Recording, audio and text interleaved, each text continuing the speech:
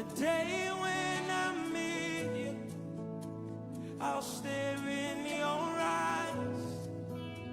When you ask me how far, I'll say, Jesus, I tried. You are my purpose for being alive. All the glories of this world do not compare to the day when I meet you. I'll stare in your eyes.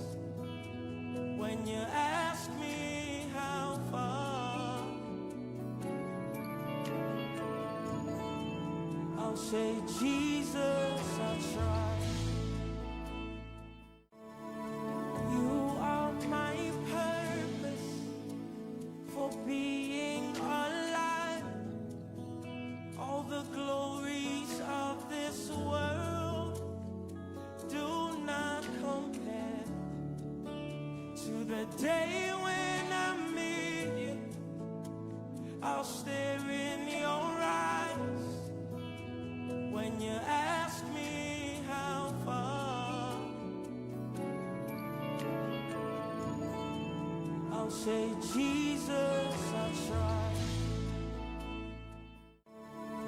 You are my purpose for being alive. All the glories of this world do not compare to the day when I meet you. I'll stare in your eyes. When you ask me how far, I'll say, Jesus, I tried. You are my purpose for being alive. All the glories of this world do not compare to the day when I meet you. I'll stare in.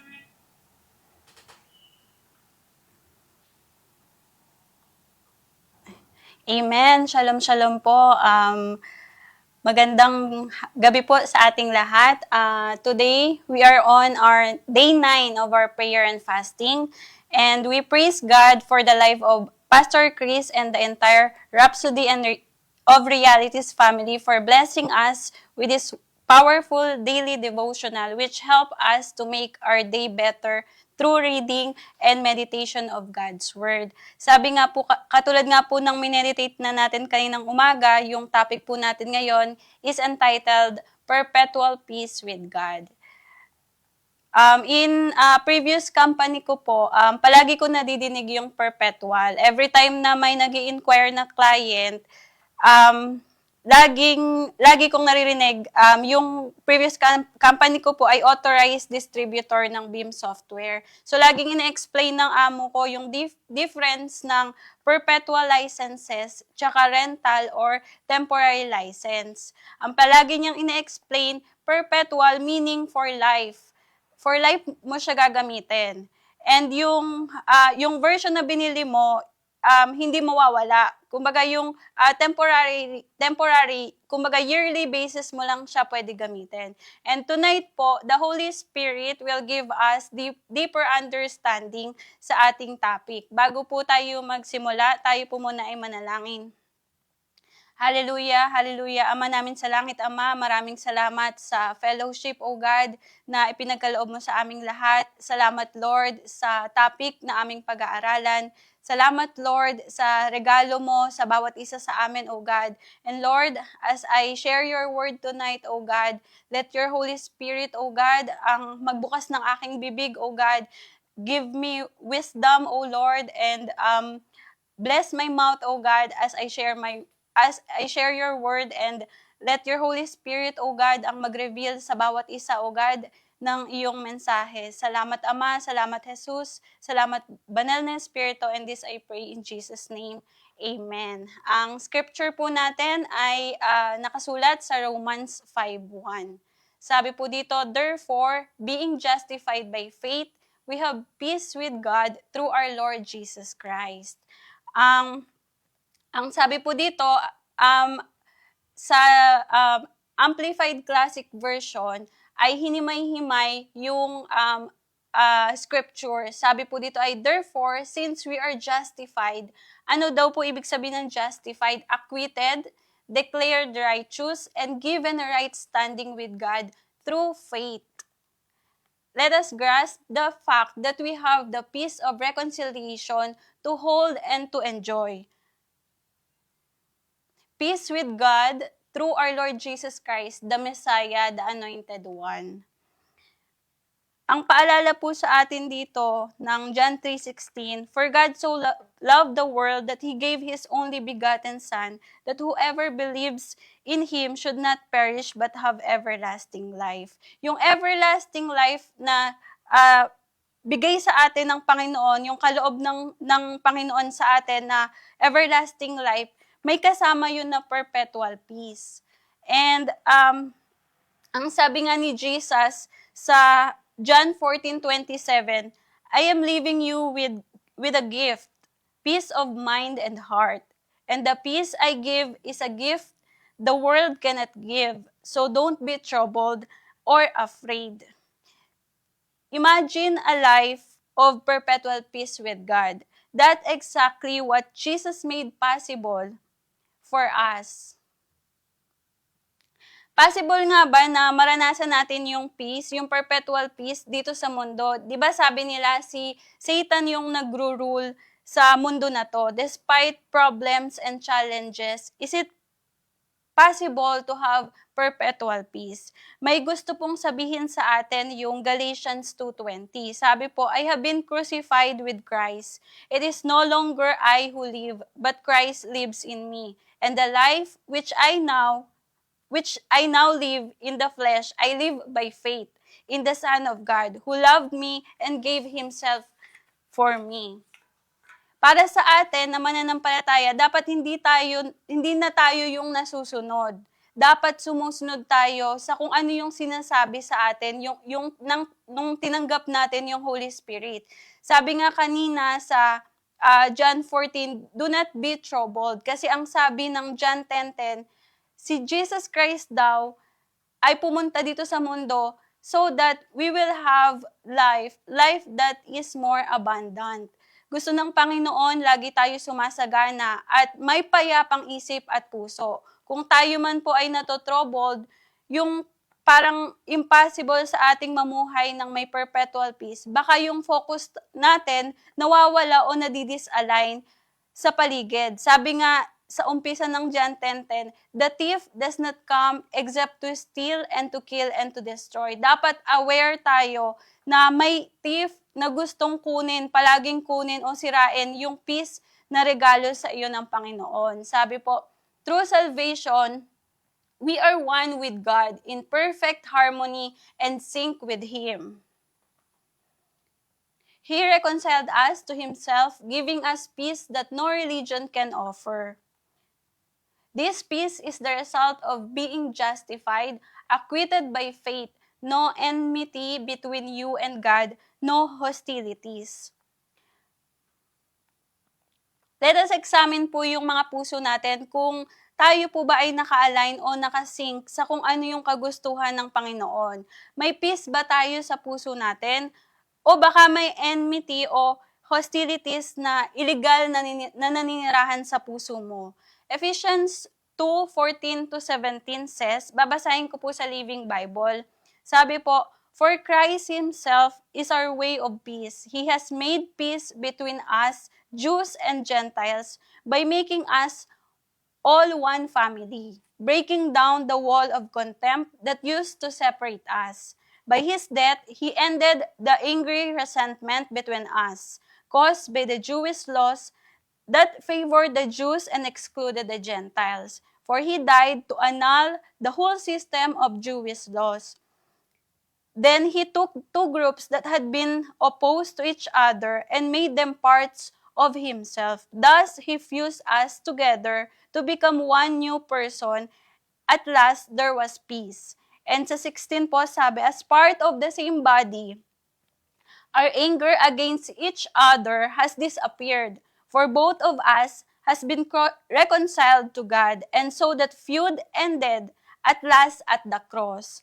And sa 17 po, and He has brought this good news of peace to you Gentiles who were very far away from Him, and to us Jews who were near. Napakaklaro nung message nung Ephesians 2. Kumbaga, hindi na kailangang i-explain. As a believer, we are always in the middle. Lagi tayong napapagitnaan ng non-believers and believers. I-check natin yung puso natin. May resentment pa ba tayo sa ating mga co-believers? Balikan mo yung sinasabi ng Word of God. At sa other side naman, maraming non-believers sa paligid natin na nakapaligid sa atin. Yung natanggap mo ba na regalo na perpetual peace, na-realize mo ba kung ano yung purpose ng regalo na to, kung bakit binigay sa'yo ng Panginoon? Naging instrument ba tayo ng peace sa mga nangangailangan nito? Sabi ng salita ng Diyos, we are peacemakers. Where we are, the gospel of peace is being preached. Dapat ganun yung, dapat klaro sa atin yun bilang mga Kristiyano. Ang sabi po ng 2 Corinthians 5:18-19, and all things are of God, who hath reconciled us to Himself by Jesus Christ, and hath given to us the ministry of reconciliation, to wit, that God was in Christ reconciling the world unto Himself, not imputing their trespasses unto them, and hath committed unto us the word of reconciliation. Nasaan na pa?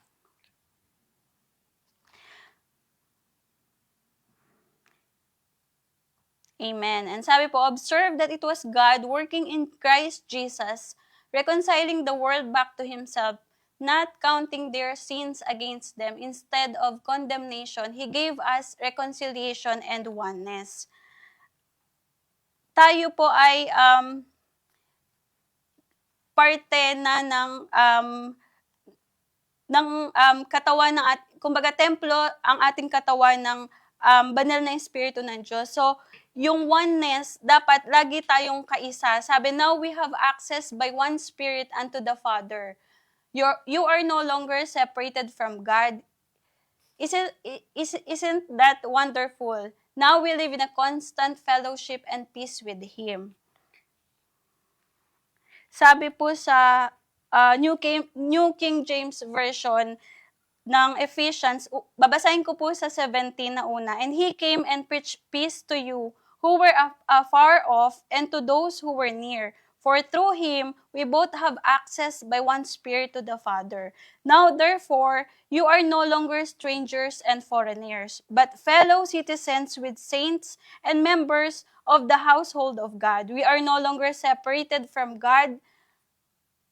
Now we live in constant fellowship with Him. Sabi po sa Colossians 1:18-20, He also is the head of His body, the church, seeing He is the beginning, the firstborn from among the dead, so that He alone in everything and every respect might occupy the chief place. First, it has pleased the Father that all the divine fullness, the sum total of the divine perfection, powers, and attributes should dwell in Him permanently. And God purposed that by the service, the intervention of Him, the Son, all things should completely reconcile to Himself, whether on the earth or in heaven, as through Him the Father made peace by means of the blood of His cross.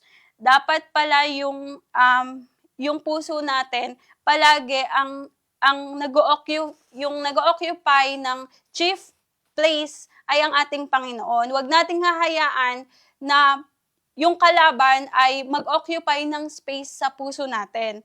Sabi po dito, allow me to share my takeaway po or realization ko sa pag-aaral ng ating devotion ngayong gabi. Kahit anong sitwasyon o reason ba, worth it ba na mawala sa atin yung peace na regalo ng ating Panginoon?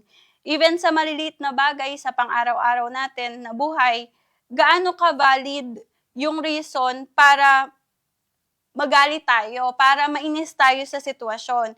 'Di ba ang daming mga bagay, mga importanteng bagay na dapat pinagtutuunan natin ng pansin. Worth it ba na i-meditate natin yung mga nagawa sa atin na hindi maganda ng kapwa natin? Worth it ba na mainis tayo? Makakatulong ba yun sa sitwasyon? Yung pagkikimkim ba ng sama ng loob sa puso natin ay kalooban ba yun ng Panginoon sa atin? Di ba wala naman pong nagagawang mabuti sa buhay natin? Hindi naman siya nakakatulong. Kumbaga hindi din nakakaganda,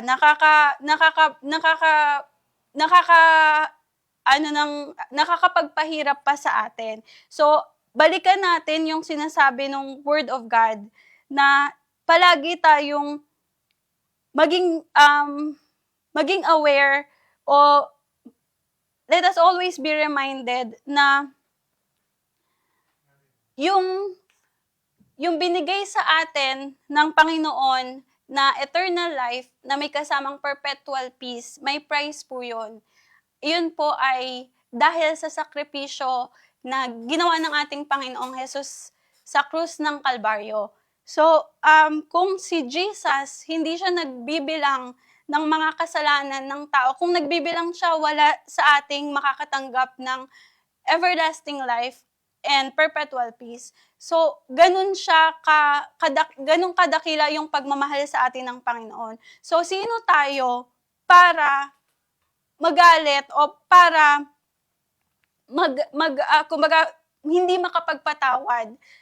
Minahal po tayo ng Panginoon at pinatawad tayo sa mga kasalanan niya. So, as His follower, dapat ganun din tayo. Yung puso ng Panginoon dapat ay isinasabuhay din natin yung kanyang katuruan. And let us pray na po. Sabi po ang prayer po sa ating RORI, Dear Father, I thank you for justifying me by faith and giving me peace with you through our Lord Jesus Christ. I live in constant fellowship and oneness with you, free from condemnation, censure, blame, or disapproval. I enjoy the fullness of your peace every day. I walk in your love and enjoying fellowship with you. In Jesus' name, Amen. Hayaan niyo po akong manalangin.